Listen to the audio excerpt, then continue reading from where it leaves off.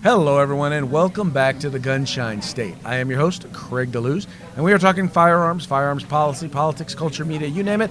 We're talking about it right here in the great state of Florida. Want to make sure you take a moment, like and share the program so that your friends can know where the conversation is taking place. Also, if you have not already done so, please remember to subscribe to our YouTube channel, follow us on Facebook as well as Instagram and Twitter, and especially in the case of YouTube and Facebook, make sure you hit the notification button.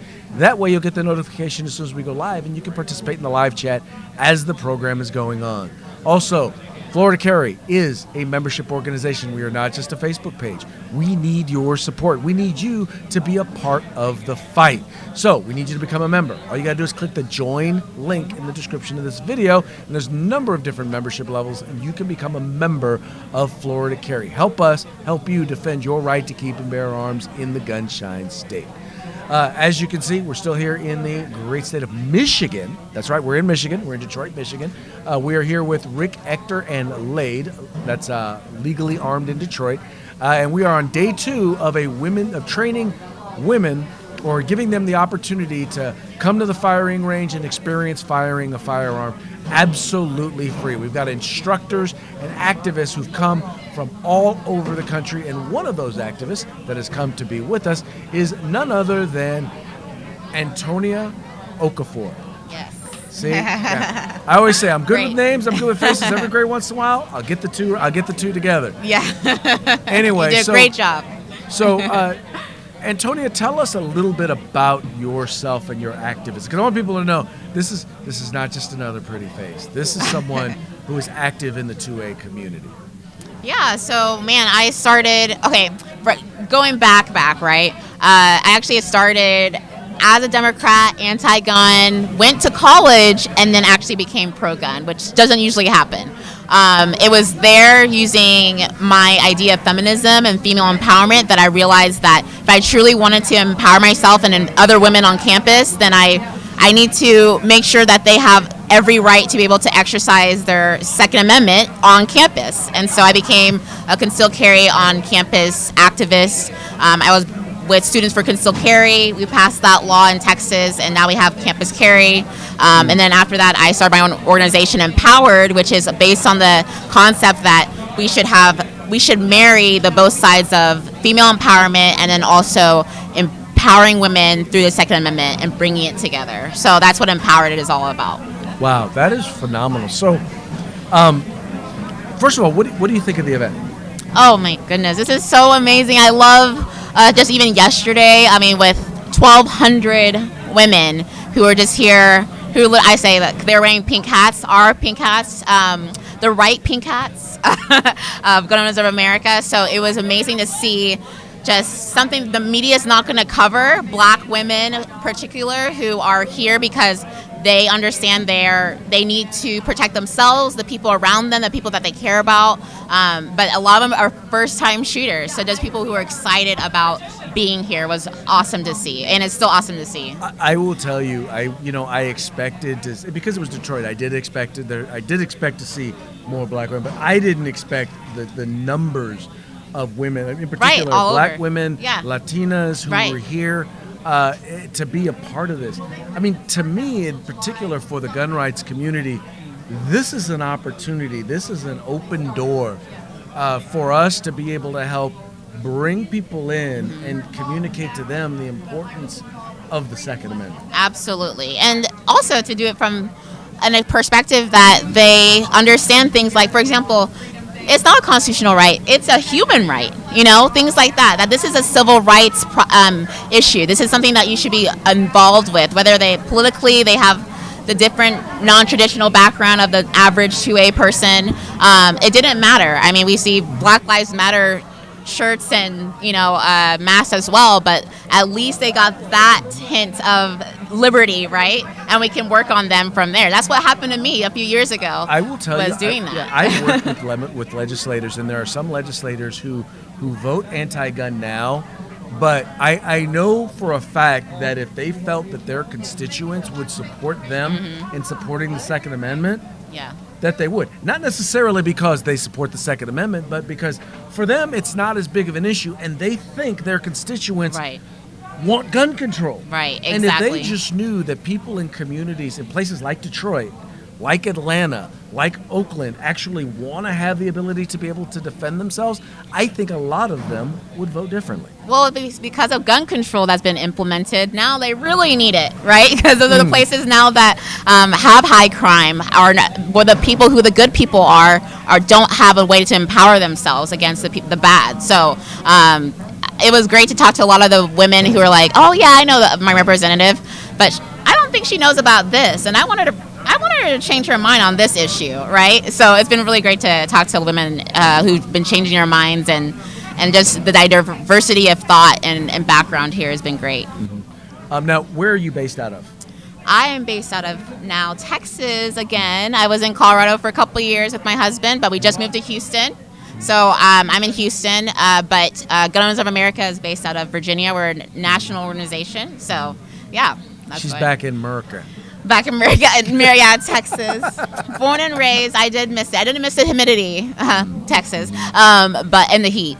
But I did miss the food. Okay.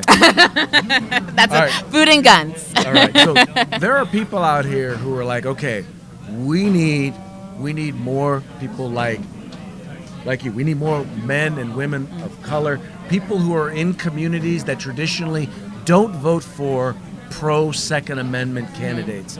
How would they get the you that you were in college that was the Democrat, feminist? How would you encourage them to get you engaged and involved in the fight for the Second Amendment? Man, I think what I see, and I'm director of outreach for Gun Owners of America, and what I see really out there in the 2A community is that there are people who feel like you need to choose a side, and they're not willing to meet people where they're at. Like I said, like there are a lot of people who are Black Lives Matter, and people who are supporters of them, but obviously they care about the Second Amendment. Obviously they want to be able to shoot and keep doing what they're doing, but you have to connect the dots. So you have to be there, open to where they're at, and not just write them off just because they might have a different political view than you do, because that little seed of liberty will plant, and you might have a me in a few years. Okay, I'm just telling you. Well, but it's funny that you say that, because I always tell people, I'm like, look, if you were in your hometown and I was trying to give you directions to come to where I live, right? In order to give you those directions, the first thing that I need to know where you're at. Right. Exactly. I need to understand where you're at in order to appropriately give you directions to get to where I'm trying to get you to get to. Absolutely. And it's the same thing with this. And sometimes it just starts with invite them to go shooting. Don't talk politics. Don't get into politics. Just say, hey, let's go shooting. Absolutely. And small things like that. Yeah. And I think you'll find with a lot of these ladies, now a lot of them, it's the first time they've been shooting, and it'll probably be the last time. Not because they're scared of guns anymore, but just because they've checked that box. Right. But for some, a fire has now been lit. They're going to want to come back. They're going to want to get classes. They're going to want to learn more. They're going to become exposed to the Second Amendment community. And you can't be exposed to gun culture without being exposed to the Second Amendment community. Oh, absolutely. I didn't even have a gun for a few years because I was a college student, poor college student, right? And I had to get my permit. It was like $140 at that time in Texas. So it wasn't really reachable for me at that time. But I understood at least that it's a right I should have, and I should be able to exercise that, whether I have a gun or not. And so that's so important that we don't leave out those people who don't have guns as if they can't be a part of the community. Well, I would say the funny part is a lot of the people who are some of the best advocates for the Second Amendment, I don't consider them gun enthusiasts. Like I was saying, I am not a gun expert. Right. I am far from a gun expert. I like to go shooting. Most importantly, I believe in supporting and defending my fundamental rights. Right. And I believe that the Second Amendment is most important because it defends all the others. Absolutely. As Dave Chappelle says, the First Amendment is first for a reason. The second is in case the first don't work out. Exactly. Right? Oh, Dave Chappelle. We'll get him one day. But getting back to it though, it's important though that we get people engaged, that we try to find, once again, meet people where they are and get them plugged in. Absolutely. So let me ask you this: we have an election coming up. Yeah. what role do you believe the Second Amendment can and then will play in the upcoming election? Ooh, can. There's a reason why Democrats have stayed away from the gun issue, right? I even shouldn't say gun issue. It's not an issue. But from gun rights in general is because it's a losing topic because, like you were saying, there are Democrats, right, who are blue dog Democrats and stuff like that. And if anything, this year shows all the new gun owners that we've seen, the millions of new gun owners because of COVID, of people just, everyday people, didn't change their mind on other stuff, again, like I said, but they got the whole, oh, I should have a gun to protect myself. Oh, there are bad guys out there. I'm not a bad guy, so I should have a gun. And so it's going to take a while. I think people are going to, in our community, kind of overestimate and think that people are going to then take the next step and then vote that way. We have to do more education, outreach, and talking to people about our rights and why they connect to how we vote. That's why the gun vote is so important. So we'll see. I'm still skeptical, but at least we have progress. We have an opening right now. I think it's important for us in particular. I think we need to focus on the next generation. Right. Absolutely. I'm not a member of the next generation. In fact, I'm a parent of the next generation. But the thing is, though, is I think we need to do more. You talk about outreach. I think events like this are phenomenal. Yeah. I think that going to college campuses and talking and discussing talking civil rights, talking the Second Amendment, and then talking the policy, because most of the people on the other side have no idea what they're talking about. Right. Oh, and they don't even want to. Helping people to understand that. Right. But then the last thing, once again, is keeping that language, not just talking. It's not about hunting. It's really about liberty.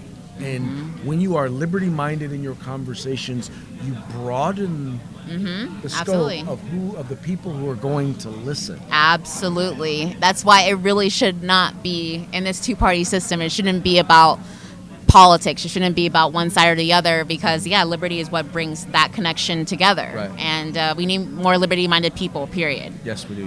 Yeah. So how do people find out more about not just GOA, but about the other work that you're doing? How do they follow you? Yeah, so follow me on Twitter, Instagram, Antonia_Okafor, OKAFOR.